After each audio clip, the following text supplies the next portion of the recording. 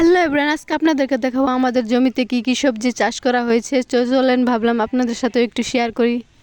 তাই আমি আর আমার বান্ধবী মিল্লা আয়া পড়ছি। এখন আপনাদেরকে দেখাবো আমাদের জমিতে কি কি চাষ করা হয়েছে। তো প্রথমে আয়া দেখি টমেটো তোলা হইতেছে, কারণ এগুলো বাজারে বিক্রি করা হবে। তাই আমি আর আমার বান্ধবী একটা নিয়ে নিলাম, নিয়ে এখন খাওয়া শুরু করে দিলাম। টমেটোগুলো খেতে কিন্তু খুব মিষ্টি ছিল। টমেটো খায় সোজা চলে গেলাম লেসরা খেতে যায় দিয়ে অনেকগুলো লেসরা ধরছে, কিন্তু এইগুলো এখন তুলান যাইতো না। তারপর ওইখান থেকে সোজা চলে আসি ফুলকপির ক্ষেত্রে, দেখেন কত সুন্দর সাদা সাদা ফুলকপি ধরছে। এইগুলো কিন্তু এখন বিক্রি করার জু হয়েছে।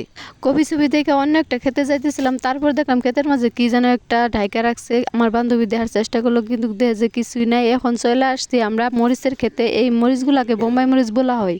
তারপর আমরা একটা অজানা ফলের সন্ধান পেয়ে গেলাম। ফলটার নাম কি জানি না, কিন্তু তারপরও আমরা ছিঁড়ে নিলাম। ছিঁড়ে মাঝখান থেকে ভেঙে দেখি ফলটার ভিতরে বসা। তো যাই হোক, তার পাশাপাশি ছিল আমাদের একটা ভুট্টা ক্ষেত। ভুট্টা গাছগুলো মরে গিয়েছিল আর ভুট্টাগুলো পেকে গিয়েছিল, পেকে একদম হলুদ হলুদ কালারের হয়ে গিয়েছিল। ভাবলাম ছিঁড়ে বাড়িতে নিয়ে যাই, কিন্তু নিলাম না। এত ঘোরাঘুরি করার পর আমরা অনেক ক্লান্ত হয়ে গেছিলাম, তাই ভাবলাম একটু বসে আমরা অনেকগুলো গল্প করলাম। গল্প আমাদের শেষই হচ্ছিল না।